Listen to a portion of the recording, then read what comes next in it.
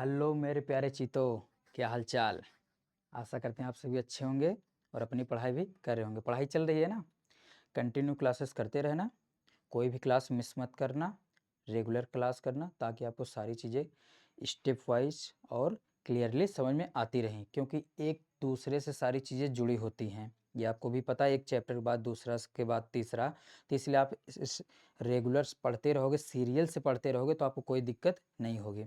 तो आज की क्लास में हम आपका वेलकम करते हैं और जल्दी से कॉपी और पेन लेकर बैठ जाइए और अपनी क्लास स्टार्ट करते हैं। तो आज हमारी क्लास किस पर बेस होने वाली है? आज की हमारी क्लास होने वाली है द डस्ट ऑफ स्नो, जो आपने कल चैप्टर पढ़ा था। यदि अभी तक वीडियो नहीं देखा है तो जाकर वीडियो देख लीजिए, चैनल पर पड़ी हुई है। और भी जितनी पिछली क्लासेस अगर आपकी कोई छुट्टी हैं तो उनको जाकर कंप्लीट कर लीजिए, क्योंकि ये मोस्ट रिलेवेंट और इम्पॉर्टेंट क्लास चल रही है एग्ज़ाम पॉइंट ऑफ व्यू से। डायरेक्ट एग्जाम के लिए क्लास चल रही है, ऐसा मान के चलो 2027। ठीक, तो उसी कड़ी में आज हम लोग क्या देखेंगे? Central idea. आज हम लोग क्या देखेंगे? Central idea. इसका पोयम मैंने कल आपको बहुत अच्छे से समझा दिया था, तो आज हम लोग उसी चैप्टर का सेंट्रल आइडिया देखेंगे, जो कि आपके एग्जाम के लिए बहुत ही इंपॉर्टेंट होने वाला है। ठीक, मतलब समझो ये जो आपका है ना, ये आपके लिए क्या है? मोस्ट इम्पॉर्टेंट का काम करेगा। ठीक, ये आपके एग्जाम के लिए क्या करेगा? मोस्ट इम्पॉर्टेंट टॉपिक का काम करेगा। ठीक, ये ध्यान से समझना। ये पोयम या यहाँ से सेंट्रल आइडिया जो ये वाला है ना, ये हर बार पेपर में आता है। ठीक, तो अब हम लोग अपनी क्लास स्टार्ट करते हैं। आशा करते हैं सारी चीज़ें आपको समझ में आ गई होंगी क्लियरली। तो हम लोग क्लास को स्टार्ट किया जाए अब। चलो जल्दी से आप लोग भी वीडियो को लाइक कर दीजिए, और जिसको शेयर करना है, जो भी आपके साथ पढ़ने वाले हैं, क्लासमेट्स हैं, फ्रेंड्स हैं, सबको वीडियो शेयर कर दीजिए। और उसके बाद फिर लाइक कर लीजिए और कमेंट ज़रूर करना कि आपको आज की क्लास कैसी लगी। जैसे मैंने कल शानदार क्लास लाया था, और उससे भी ज़्यादा शानदार फिर मैं क्लास और आगे लाने की कोशिश करता रहूँगा। आप ग्रामर की क्लास करेंगे तो आपको बिल्कुल मज़ा ही आ जाएगा, वास्तव में मज़ा आ जाएगा। ठीक, तो अब हम लोग क्लास को स्टार्ट करते हैं। ठीक, तो देखते हैं आज का जो हमारा सेंट्रल आइडिया है वो। ठीक, सेंट्रल आइडिया देखना है, ये आपके सामने आ गया है। आप वीडियो को पॉज करके, रोक करके आराम से लिख लीजिए, फिर मैं समझा रहा हूँ और समझ लीजिएगा। ठीक, ध्यान से देखिए। ठीक, ध्यान से देखते हैं। यहाँ पर मैंने पोएम का भी थोड़ा सा वो लेने का कोशिश किया है। ठीक, ध्यान से देखो। जैसे ये हेमलॉक ट्री हो गया हमारा, कौवा हो गया, और ये पोएट हो गया। क्लियर है ना? तो यहाँ से भी आप लिंक कर सकते हैं। कल मैंने आपको इमेज बताया था, और आज भी देखो कितने अच्छे से इमेज बना के मैंने लाया। ठीक, कॉपी इसकी चलेगी, देख लेना। कॉपी अब होना शुरू है, क्योंकि जो कंटेंट मैं ला के दे रहा हूँ ना, आप लोग को मिलेगा नहीं दोस्त। तो आ जाओ, देखते हैं क्लास। ठीक, तो सेंट्रल आइडिया क्या है? देखो, सेंट्रल आइडिया मतलब क्या होता है? केंद्रीय विचार। थोड़ा सा मैं आप लोग को समझा देता हूँ, क्योंकि आपको पता नहीं होगा। ठीक, इसका मतलब क्या होता है? केंद्रीय विचार। ठीक, केंद्रीय विचार। देखो, सेंट्रल आइडिया मतलब जो आपने पोयम पढ़ा और जो आपने पोएट के बारे में पढ़ा, ठीक, दोनों को मिक्स करके आपको एक पॉइंट देना है। ठीक, एक विचार देना है, दोनों को मिक्स करके। ठीक, मतलब उसकी भी बातें होंगी और इसकी भी बातें होंगी, समझ में आ रहा है? तो उसी का आपको एक क्या कर देना? जिस्ट देना है। ठीक, पॉइंट खुद से।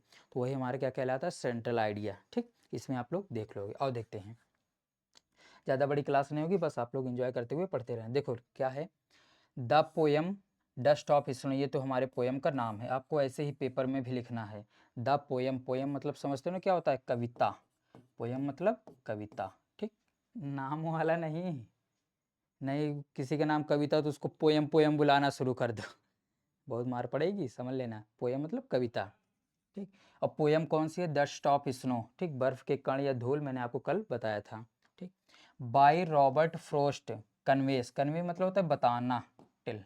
ठीक, बताना था। इसे देखो ध्यान से कैसे। The poem dust of snow, जो डस्ट ऑफ स्नो कविता है, बाय रॉबर्ट फ्रोस्ट, जो किसके द्वारा लिखी गई है? रॉबर्ट फ्रोस्ट, ये इनके पोएट का नाम है। ठीक, कन्वेस मतलब होता है बताते हैं। ठीक, क्या होता है? बताते हैं। दैट की स्मॉल एंड अनएक्सपेक्टेड मोमेंट्स। ठीक, स्मॉल मतलब छोटी, एंड और अनएक्सपेक्टेड मोमेंट्स मतलब जो जिसकी एक्सपेक्टेशन ना हो, जो अचानक से हो जाए, अनएक्सपेक्टेड, सडनली जिसको बोलते हो। ठीक, ऐसा जो क्षण होता है, ठीक, मोमेंट जो क्षण होता है, इन नेचर, प्रकृति का, कैन सकती है, ब्रिंग मतलब ला सकती है। ठीक, ब्रिंग मतलब होता है लाना, ला सकती है। ग्रेट मतलब बहुत भी होता है, महान भी होता है। ठीक, क्या चेंजेस मतलब बदलाव, चेंजेस मतलब क्या होगा, बदलाव। ठीक, तो ऐसी जो चीज़ें होती हैं प्रकृति की, वो क्या होती हैं, अचानक से बदलाव ला सकती हैं। ठीक, बड़ा बदलाव ला सकती हैं। इन आवर मूड मतलब हमारे मनोदशा में, हमारे मनोदशा में अचानक परिवर्तन कर सकती हैं, बहुत बड़ा परिवर्तन कर सकती हैं। एंड एटीट्यूड और मनोभाव में। ठीक, लगभग दोनों का मतलब सेम ही होता है। ठीक, मनोभाव या मूड मतलब भी मनोदशा, प्रवृत्ति, कुछ भी बोल सकते हो। ठीक, मनोदशा, ठीक, जो भी बोलो, या विचार, ठीक, जो भी है। तो ऐसे समझना, देखो क्या हुआ।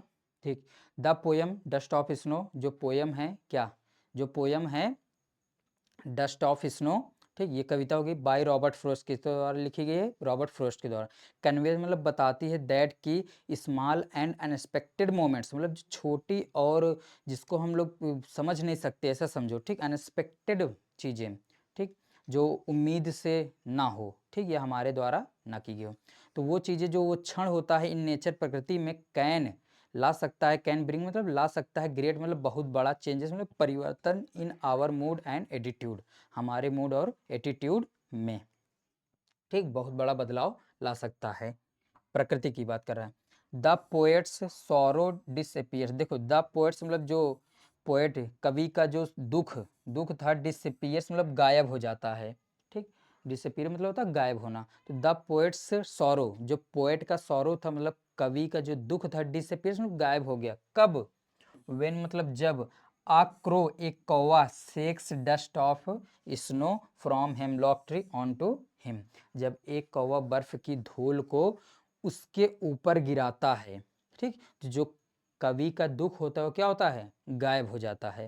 आपको पता था ना, कल मैंने पोएम में पढ़ाया है, जाकर देख लेना। ठीक, तो क्या होता है, वो गायब हो जाता है। दिस सिंपल इंसिडेंट्स, और यही जो साधारण या आसान सी जो घटना होती है, इंसिडेंट मतलब घटना, दिस सिंपल इंसिडेंट्स, और यही जो आसान सी घटना होती है, चेंजेस बदल देती है हिज मूड, उसके मनोदशा को। फिल्स हिम विथ होप, ठीक, फिल्स मतलब भर देती है, मतलब उसे विथ होप मतलब उम्मीदों से या उम्मीद से, एंड और सेव्स बचा देती है, द रेस्ट मतलब शेष, रेस्ट मतलब क्या होता है, शेष, और बचा देती है शेष क्या, ऑफ हिज डे, उसके दिन का, फ्रॉम बीइंग वेस्टेड, जो खराब होने वाला था। मतलब जब उसका मूड चेंज हो जाता है तो उसका जो आगे का टाइम या दिन खराब होने वाला था, उसका क्या होता है, शेष भाग बच जाता है। ठीक, तो वही है, saves the rest of his day, मतलब उसका जो बचा हुआ दिन था या बचे हुए दिन को क्या बचा देता है, सेव कर देता है, फ्रॉम बीइंग वेस्टेड, जो क्या होने वाला था, वेस्ट होने वाला था, खराब होने वाला था। ठीक, तो उसे बचा देता है। तो एक बार मैं फिर से आप लोग को इसको बता देता हूँ, ध्यान समझना। ठीक, एक बार तो समझ में आ गया होगा, एक बार फिर से समझ लेते हैं। ठीक, जल्दी जल्दी देखो ध्यान से, कैसे, ध्यान समझना कैसे। ठीक, जैसे यहाँ पे देखो लिखा the poem dust of snow, poem जो है dust of snow by Robert frost, किसके द्वारा लिखा गया है, रॉबर्ट फ्रोस्ट के द्वारा। ठीक, कन्वेस मतलब बताता है, दैट की स्मॉल एंड अनएक्सपेक्टेड मोमेंट्स मतलब छोटी चीज़ें या छोटी और अनएक्सपेक्टेड मोमेंट्स जो क्षण होते हैं। ठीक, जो अनएक्सपेक्टेड आकस्मिक जो मतलब बोल सकते हो क्षण होते हैं, इन नेचर प्रकृति में कैन ब्रिंग ला सकते हैं, ग्रेट मतलब बहुत बड़े, क्या, चेंजेस बदलाव, जो बहुत बड़े बदलाव ला सकते हैं, इन आवर मूड हमारी मनोदशा और मनोवृत्ति में बदलाव ला सकते हैं। आगे, द पोएट्स सॉरो, जो पोएट का दुख है, वे डिसअपियर्स गायब हो जाता है। द पोएट्स सॉरो, जो पोएट्स का क्या है, दुख है, डिसअपियर्स गायब हो जाता है, वेन मतलब जब, आक्रोसेक्स, जब देखो जब, आक्रो मतलब एक कौवा सेक्स क्या करता है, डस्ट ऑफ स्नो, ठीक, जब बर्फ की धूल को गिराता है, कहाँ, फ्रॉम से आ हेमलॉक ट्री, कहाँ से, हेमलॉक के पेड़ से, जैसे आपको ये दिख रहा है ना, हेमलॉक के पेड़ से किसके ऊपर गिराता है, ऑन टू हिम मतलब उसके ऊपर, उसके ऊपर मतलब कौन, ये, ठीक, जो हमारा पोएट है। और ये देखो कौवा है नहीं, देखो बर्फ के धू ये कण है जो गिरा रहा है इसके ऊपर, देखो इसके बालों में भी लगा हुआ है ना, क्या है, इसके बालों में भी लगा हुआ है, ये देखो आपको दिख रहा होगा ना ये। ठीक, तो यहाँ से आप समझ सकते हैं। ठीक, आगे नेक्स्ट लाइन क्या है, दिस सिंपल इंसिडेंट्स, और यही जो आसान सा जो घटना होती है, क्षण होता है, चेंजेस मतलब बदल देता है, हिज मूड उसके विचार को, उसकी मनोदशा को, फिल्स हिम और क्या करता है, भर देता है उसे, विथ होप मतलब उम्मीदों से। आगे, एंड और शेप्स बचा देता है the rest of his days, उसके जो दिन का शेष भाग होता है वो बच जाता है फ्रॉम बीइंग वेस्टेड, खराब होने से। कल मैंने आपको एक स्टोरी बताई थी ना, कैसे बताई थी, आज मैं फिर से थोड़ा सा एक्सप्लेन करना चाहूँगा। देखो मतलब ऐसा मान लो कि आज सुबह आप बहुत गुस्सा हो गए, ठीक, सुबह 7 बजे से क्या हुए, आप बहुत गुस्सा हो गए, ठीक, ध्यान से सुनना। और गुस्सा क्यों हुए, क्योंकि आप फ़ोन मांग रहे थे पापा से और आपको फ़ोन नहीं मिल रहा था, तो आप गुस्सा हो गए। और आपने ये ठान लिया, ठीक, कि मैं सुबह 7 बजे से लेकर, ठीक, शाम के 7 बजे तक गुस्सा रहूँगा, चाहे जो हो जाए, आज खाना वाना नहीं खाऊंगा, तगड़े लेवल का गुस्सा रहूँगा, ठीक। तो मैंने बताया था, लेकिन आपकी इस बात को सुन के, ठीक, आपकी इस बात को सुन के आपके पापा को दया आ गई, तो उन्होंने क्या किया, ठीक, आपको 10 बजे फ़ोन दे दिया। आपको फ़ोन क्या किया, 10 बजे अपना जो काम था 7 से 10 3 घंटे में अपना करके उसके बाद तुम्हें फ़ोन दे दिया, ठीक।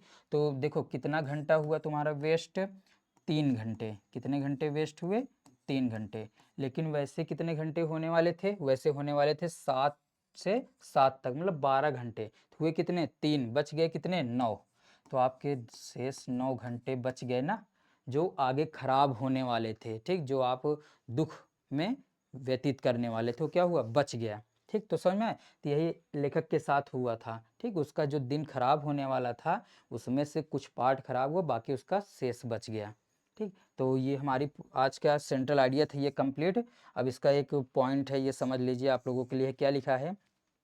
द पोयम मतलब ये जो कविता है, टीचर्स मतलब बताती है, हमें सिखाती है, अस मतलब हमें, देखो द पोयम कविता टीचर्स सिखाती है, कविता मतलब वो मत समझ लेना नाउन वाला किसी का नाम है, वो कविता सिखाती है नहीं, यहाँ पर पोयम का अर्थ है कविता, ठीक, ऐसा मान के चलो, नहीं पता लगे कविता सिखाती है, नहीं।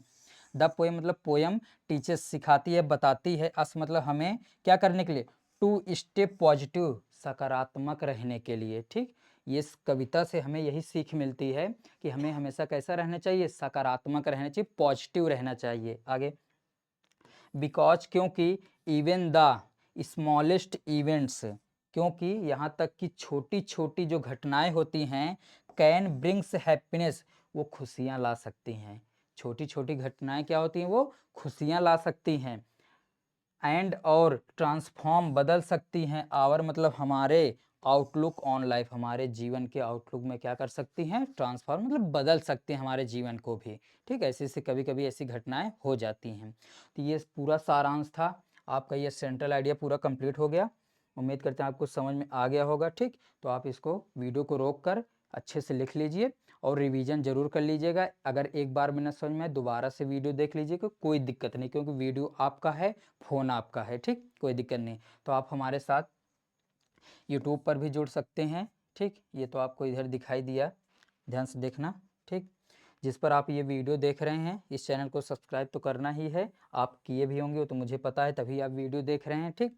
तो यहाँ तो आप जुड़े हुए हैं, यहाँ पर भी आप जुड़ जाइएगा और यहाँ पर भी आप जुड़ जाइएगा, ताकि आपको सारी क्लासेस की नोटिफिकेशन या जितनी भी चीज़ें हैं, जो भी वीडियोज़ हैं, आपको मिल जाएं। तो मिलेंगे कल की क्लास में, और कल हम लोग पढ़ेंगे ग्रामर, बिल्कुल बेसिक से पढ़ने वाले हैं ग्रामर, ठीक। तो वीडियो आप सबके साथ शेयर कर दीजिएगा। जय हिंद।